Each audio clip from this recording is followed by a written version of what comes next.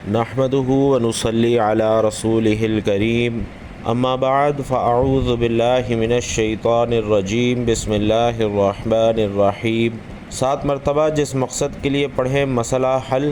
اول و آخر 7 مرتبہ درود شریف کے ساتھ سورۃ الرحمن کی یہ 2 آیات 7 مرتبہ جس مقصد کے لیے بھی پڑھی جائیں انشاءاللہ مسئلہ حل ہو جائے گا۔ انسانی زندگی فطرتاً مسائل، مشکلات اور آزمائشوں کا مجموعہ ہے، اور ہر شخص زندگی میں کسی نہ کسی مرحلے پر ایسے چیلنجز سے دوچار ہو جاتا ہے جہاں عقل، تدبیر اور دنیاوی وسائل ناکافی ثابت ہوتے ہیں۔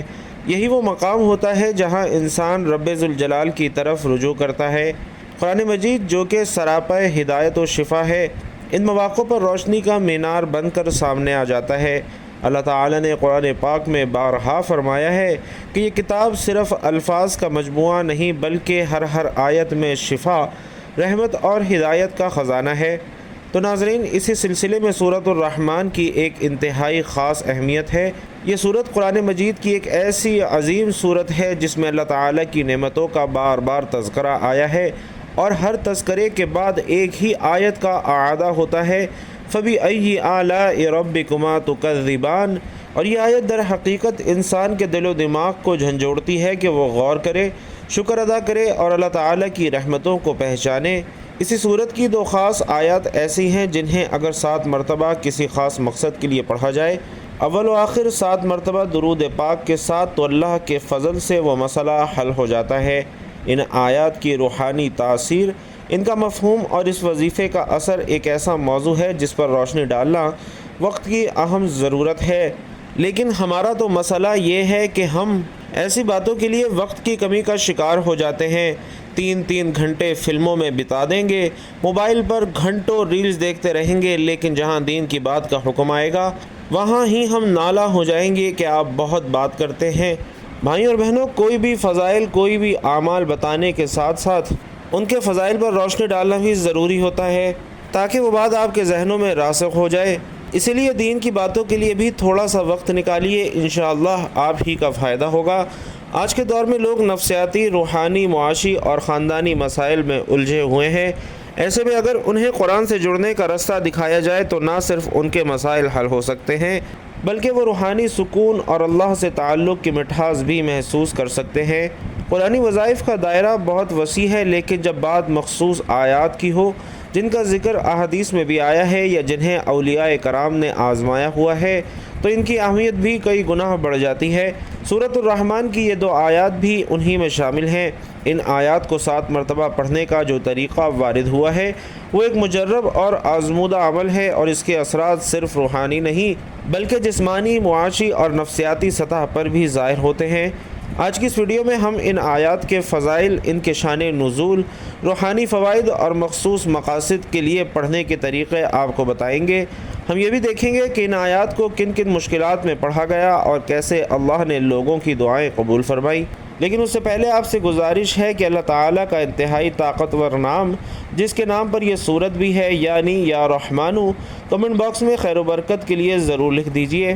تو ناظرین، سورۃ الرحمن کا نام اللہ تعالیٰ کے ایک نام پر رکھا گیا ہے، اور اس سورت میں خدا کے فضل کی مثالیں دی گئی ہیں اور اللہ کے مختلف تحائف کی اہمیت کو دہرایا گیا ہے۔ سورۃ الرحمن ہمیں رحمت الہی کے تصور پر غور کرنے کی ترغیب دیتی ہے۔ اللہ تعالیٰ نے ہمیں مختلف تحائف دیے ہیں، یہ دنیا بھی ایک تحفہ ہے۔ درخت، کھانا پینا، ہمارے ارد گرد کا ماحول، ہوا پانی، صحت مند جسم، خاندان، دوست، احباب، سب کچھ ایک تحفہ ہے، اور ہم سب اس کو قدر کی نگاہ سے نہیں دیکھتے، لیکن آخر میں اس طرح کے ہر تحفے کی اہمیت ہوتی ہے۔ سورۃ الرحمن ہمیں یاد رکھنے میں مدد کرتی ہے کہ اس طرح کے تمام خدائی احسانات ایسی چیز نہیں ہیں جن سے ہمیں غفلت برتنی چاہیے۔ یہ آیت دہرانے سے کہ یہ تمہارے رب کی نعمتیں ہیں جنہیں تم جھٹلاتے ہو، یہ صورت ہمیں بتاتی ہے کہ ہم اپنے رب کی کسی نعمت کا انکار نہ کریں۔ ناظرین، اس وقت کے مطابق کافر مسلسل اور مکروہ طور پر حق کا انکار کر رہے تھے اور مسلمانوں پر کھلے عام تشدد کر رہے تھے۔ در حقیقت جھلڑانے والوں کے لیے ایک مستقل نصیحت تھی جو غرور اور ناشکری میں اندھے تھے، اور مسلمانوں پر بغیر کسی اشتعال کے حملہ کرتے اور قتل کر دیتے تھے۔ سورۃ الرحمن اللہ کی رحمتوں کی لامحدود فہرست کو انتہائی خوبصورتی سے پیش کرتی ہے۔ یہ دلوں کو چھو لیتی ہے اور سچے ایمان والوں کی آنکھوں میں آنسو لے آتی ہے۔ انسانوں میں حق کو نظر انداز کرنے کی کمزوری ہے، اور ہم جانتے ہیں کہ یہ دنیا اور اس کی ہر چیز فانی ہے۔ اس کے باوجود ہم دنیاوی دولت اور آسائشوں کے حصول میں دیوانہ ہو جاتے ہیں۔ ہمیں اس بات کا علم ہونا چاہیے کہ زندگی میں ہمارے پاس جو کچھ ہے وہ مستقل نہیں ہے۔ ہمارے خاندان اور دوست احباب ہمیں چھوڑ سکتے ہیں، اچھی صحت میں کمی آ سکتی ہے، ہماری دولت ختم ہو سکتی ہے، لیکن پھر بھی ہم مغرور اور متکبر رہتے ہیں۔ سورۃ الرحمن بار بار ہمیں اللہ کا شکر ادا کرنے کی یاد دلاتی ہے، کیونکہ ہمارے پاس جو کچھ بھی ہے وہ ہمارے لیے اللہ کا تحفہ ہے۔ ہمیں چاہیے کہ ہم دنیا کے لیے کام کریں اور نیک اعمال میں مشغول ہوں اور اللہ ہی کو راضی کرنے کی کوشش کریں۔ ہمیں یہ بھی معلوم ہونا چاہیے کہ مسلمان ہونے کی حیثیت سے سورۃ الرحمن کو دل سے سیکھنا امن اور سکون کا باعث ثابت ہو سکتا ہے۔ اپنے آپ کو اللہ کے مختلف احسانات کی یاد دلا کر ہم تناؤ اور ذہنی دباؤ کا مقابلہ کر سکتے ہیں اور اپنے ایمان کو بھی مضبوط کر سکتے ہیں۔ حضرت علی رضی اللہ تعالی عنہ کی روایت ہے کہ حضور اکرم صلی اللہ علیہ وسلم نے فرمایا کہ ہر چیز کی ایک زینت ہے اور قرآن کی زینت سورۃ الرحمن ہے۔ اسی طرح سیدہ فاطمہ زہرا رضی اللہ تعالی عنہا سے روایت ہے کہ رسول کریم صلی اللہ علیہ وسلم نے فرمایا، سورۃ الحدید، سورۃ الواقعہ اور سورۃ الرحمن کی تلاوت کرنے والے کو زمین و آسمان کی بادشاہت میں ساکن الفردوس یعنی جنت الفردوس کا مکین پکارا جاتا ہے۔ بھائیوں اور بہنوں، قرآن مجید کی یہ ایک ہی صورت ہے جس میں انسان کے ساتھ زمین کی دوسری بااختیار مخلوق یعنی جنوں کو بھی براہ راست خطاب کیا گیا ہے، اور دونوں کو ہی اللہ تعالیٰ کی قدرت کے کمالات، اس کے بے حد و حساب احسانات، اسی کے مقابلے میں ان کی عاجزی اور بے بسی اور اس کے حضور ان کی جواب دہی کا احساس دلا کر اس کی نافرمانی کے انجام بد سے ڈرایا گیا ہے اور فرما برداری کے بہترین نتائج سے آگاہ کیا گیا ہے۔ اگرچہ قرآن پاک میں متعدد مقامات پر ایسی تصریحات موجود ہیں جن سے معلوم ہوتا ہے کہ انسان کی طرح جن بھی ایک ذی اختیار اور جواب دہ مخلوق ہیں، جنہیں کفر اور ایمان اور طاقت و عصیان کی آزادی بخشی گئی ہے، اور ان میں بھی انسانوں ہی کی طرح مومن اور مطیع و سرکش پائے جاتے ہیں، اور ان کے اندر بھی ایسے گروہ موجود ہیں جو انبیاء علیہم السلام اور کتب آسمانی پر ایمان لائے ہیں۔ لیکن یہ صورت اس امر کی قطعی صراحت کرتی ہے کہ رسول اللہ صلی اللہ علیہ وسلم اور قرآن مجید کی دعوت جن و انس دونوں کے لیے ہے، اور حضور علیہ السلام کی رسالت صرف انسانوں تک محدود نہیں ہے۔ سورت کے آغاز میں تو خطاب کا رخ انسانوں کی طرف ہے ہی، کیونکہ زمین کی خلافت انہیں حاصل ہے اور خدا کے رسول انہی میں آئے اور خدا کی کتابیں بھی انہی کی زبانوں میں نازل کی گئی، لیکن آگے چل کر انسان اور جن دونوں کو یکساں مخاطب کیا گیا ہے اور ایک ہی دعوت دونوں کے سامنے پیش کی گئی ہے۔ سورت کے مضامین چھوٹے چھوٹے فقروں میں سے ایک خاص ترتیب سے ارشاد ہوئے ہیں۔ آیت 1 سے 4 تک یہ مضمون بیان فرمایا گیا ہے کہ اس قرآن کی تعلیم اللہ تعالیٰ کی طرف سے ہے، اور یہ عین اس کی رحمت کا تقاضا ہے کہ وہ اس تعلیم سے نوع انسانی کی ہدایت کا سامان کرے، کیونکہ انسان کو ایک ذی عقل و شعور مخلوق کی حیثیت سے اسی نے پیدا کیا ہے۔ آیت نمبر 5 اور 6 میں بتایا گیا ہے کہ کائنات کا سارا نظام اللہ کی فرما روائی میں چل رہا ہے، اور زمین و آسمان کی ہر چیز اس کے تابع فرما ہے، اور کوئی دوسرا نہیں ہے جس کی خدائی چل رہی ہو۔ آیت نمبر 7 سے 9 میں ایک دوسری اہم حقیقت بیان کی گئی ہے کہ اللہ تعالیٰ نے کائنات کے اس پورے نظام کو ٹھیک ٹھیک توازن کے ساتھ عدل پر قائم کیا ہے، اور اس نظام کی فطرت یہ چاہتی ہے کہ اس میں رہنے والے اپنے حدود اختیار میں بھی عدل ہی پر قائم ہوں اور توازن نہ بگاڑے۔ آیت نمبر 10 سے 25 تک اللہ تعالیٰ کی قدرت کے عجائب و کمالات بیان کرنے کے ساتھ ساتھ اس کی ان نعمتوں کی طرف اشارے کیے گئے ہیں جن سے انسان اور جن فائدہ اٹھا رہے ہیں۔ آیت نمبر 26 سے 30 تک انسان اور جن دونوں کو یہ حقیقت یاد دلائی گئی ہے کہ اس کائنات میں ایک خدا کے سوا کوئی غیر فانی اور لازوال نہیں ہے، اور چھوٹے سے بڑے تک کوئی موجود ایسا نہیں جو اپنے وجود اور ضروریات وجود کے لیے خدا کا محتاج نہ ہو۔ زمین سے لے کر آسمانوں تک شب و روز جو کچھ ہو رہا ہے اسی کی کار فرمائی سے ہو رہا ہے۔ آیت نمبر 31 سے 36 تک ان دونوں گروہوں کو خبردار کیا گیا ہے کہ ان قریب وہ وقت آنے والا ہے جب تم سے باز پرس کی جائے گی، اس باز پرس سے بچ کر تم کہیں نہیں جا سکتے۔ خدا کی خدائی تمہیں ہر طرف سے گھیرے ہوئے ہے، اس سے نکل کر بھاگ جانا تمہارے بس میں نہیں ہے۔ اگر تم اس گھمنڈ میں مبتلا ہو کہ اس سے بھاگ سکتے ہو تو بھاگ کر دیکھو۔ آیت نمبر 37 اور 38 میں بتایا گیا ہے کہ یہ باز پرس قیامت کے روز ہونے والی ہے، اور آیت نمبر 39 سے 45 تک ان مجرم انسانوں اور جنوں کا انجام بتایا گیا ہے جو دنیا میں اللہ تعالیٰ کی نافرمانی کرتے رہے ہیں، اور آیت 46 سے آخر صورت تک تفصیل کے ساتھ وہ انعامات بیان کیے گئے ہیں جو آخرت میں ان نیک انسانوں اور جنوں کو عطا کیے جائیں گے جنہوں نے دنیا میں خدا ترسی کی زندگی بسر کی اور یہ سمجھتے ہوئے کام کیا ہے کہ ہمیں ایک روز اپنے رب کے سامنے پیش ہو کر اپنے اعمال کا حساب دینا ہے۔ بھائیوں اور بہنوں، یہ پوری تقریر خطابت کی زبان میں ہے اور ایک پرجوش اور نہایت بلیغ خطبہ ہے جس کے دوران میں اللہ تعالیٰ کی قدرت کے ایک عجوبے اور اس کی عطا کردہ نعمتوں میں سے ایک ایک نعمت اور اس کے سلطانی و قہاری کے مظاہر میں سے ایک ایک مظہر اور اس کی جزا و سزا کی تفصیلات میں سے ایک ایک چیز کو بیان کر کے بار بار جن اور انسانوں سے سوال کیا گیا ہے کہ فَبِأَيِّ آلَاءِ رَبِّكُمَا تُكَذِّبَانِ۔ ناظرین محترم، انسانی زندگی مسائل اور مشکلات سے عبارت ہے اور ہر انسان کسی نہ کسی پریشانی، غم، بیماری، تنگ دستی یا روحانی بے سکونی میں مبتلا ہے۔ بسا اوقات دنیاوی وسائل، تدابیر اور انسانی مدد ناکافی ثابت ہوتی ہے اور انسان بے بس ہو کر صرف اللہ کی طرف رجوع کرتا ہے۔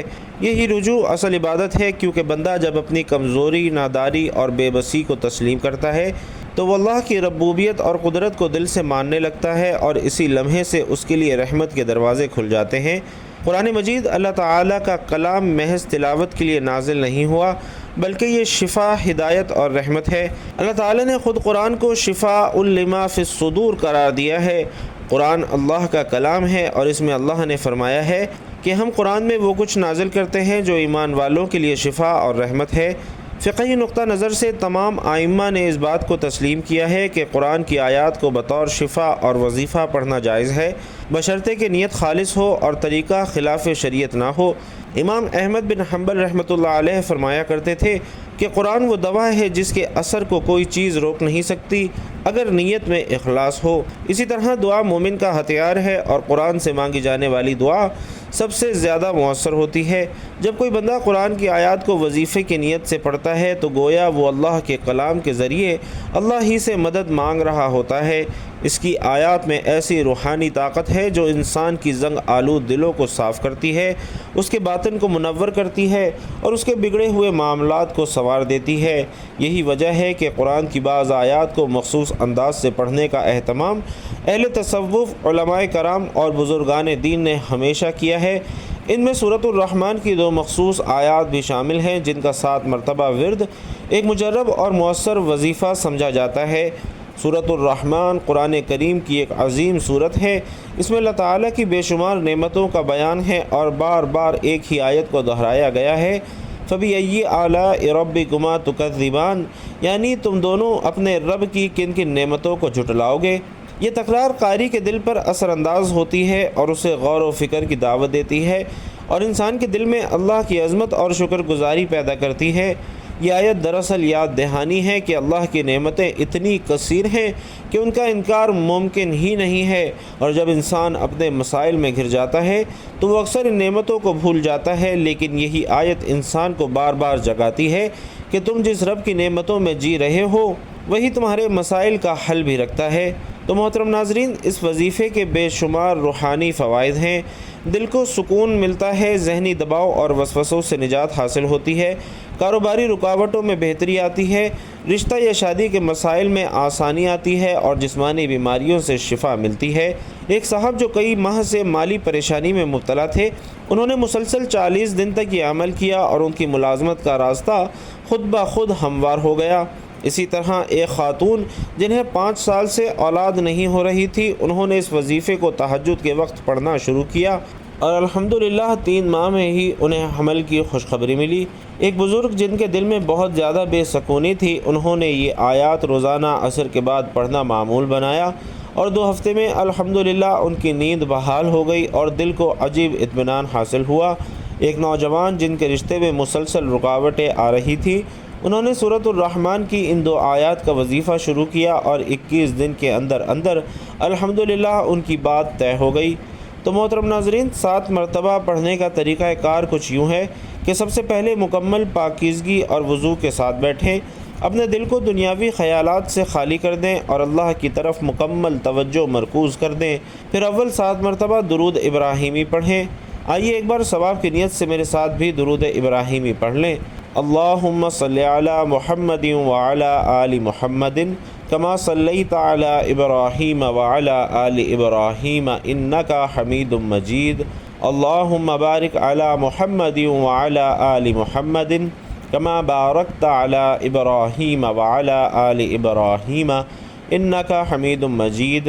درود پاک پڑھنے کے بعد سورۃ الرحمن کی وہ 2 آیات فَبِأَيِّ آلَاءِ رَبِّكُمَا تُكَذِّبَانِ فَيَوْمَئِذٍ لَا يُسْأَلُ عَنْ ذَنبِهِ إِنسٌ وَلَا جَانٌ، ان دونوں کو 7 مرتبہ پڑھا جائے اور آخر میں پھر 7 مرتبہ درود شریف پڑھ کر یہ عمل کسی بھی جائز مقصد کے لیے کیا جا سکتا ہے۔ بیماری سے شفا، قرض سے نجات، رشتے کی آسانی، کاروبار میں برکت، دشمن کے شر سے حفاظت یا روحانی سکون کے لیے، الغرض آپ کا کوئی بھی مقصد ہو، آپ یہ وظیفہ کر سکتے ہیں۔ اس وظیفے کا سب سے اہم پہلو یہ ہے کہ یہ قرآن کی آیات پر مشتمل ہے اور قرآن میں اللہ تعالیٰ نے خود فرمایا ہے کہ اس میں شفا ہے۔ سورۃ الرحمن کی یہ آیات نہ صرف دل کو سکون دیتی ہیں بلکہ خاص روحانی کیفیت پیدا کرتی ہیں، اور جب بندہ یقین کے ساتھ ان آیات کو دہراتا ہے تو وہ اللہ کی قدرت اور رحم کو محسوس کرتا ہے۔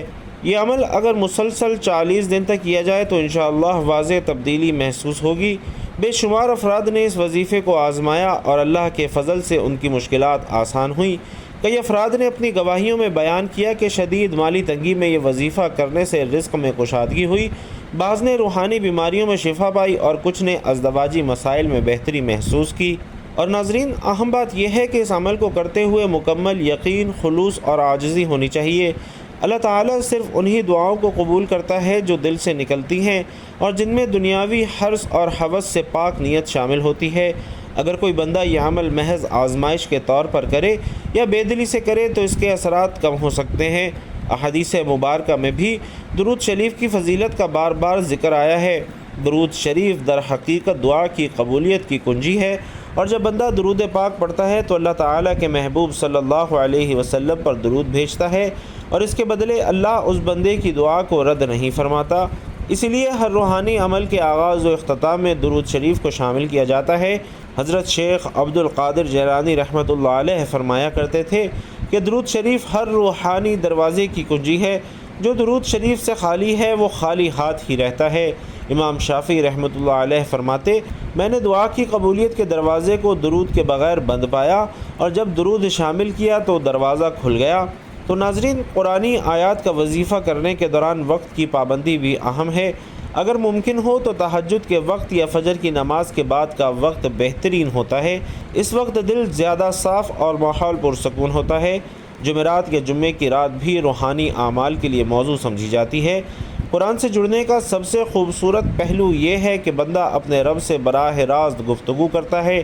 جب وہ قرآن کی آیات کو دل سے پڑھتا ہے تو گویا وہ اللہ سے مدد مانگ رہا ہوتا ہے، اور ناظرین، یہی تعلق بندے کو مضبوط بناتا ہے، اس کی روح کو طاقت دیتا ہے اور دنیاوی مسائل کے سامنے اسے جھکنے نہیں دیتا۔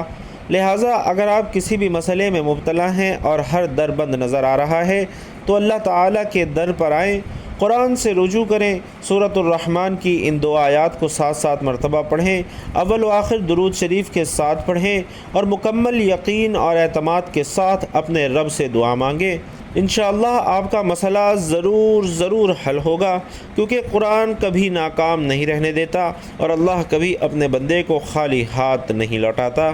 میری اللہ تعالیٰ سے دعا ہے کہ اللہ تعالیٰ میرا سنانا اور آپ کا سننا اپنی بارگاہ میں قبول و منظور فرمائے، جو مانگا مقدر فرمائے، جو نہیں مانگ سکے بن مانگے عطا فرمائے، اور اللہ تعالیٰ ہم سب کو نیکی کی بات سننے، سمجھنے اور اس پر عمل کرنے کی طاقت اور توفیق مرحمت فرمائے، آمین یا رب العالمین۔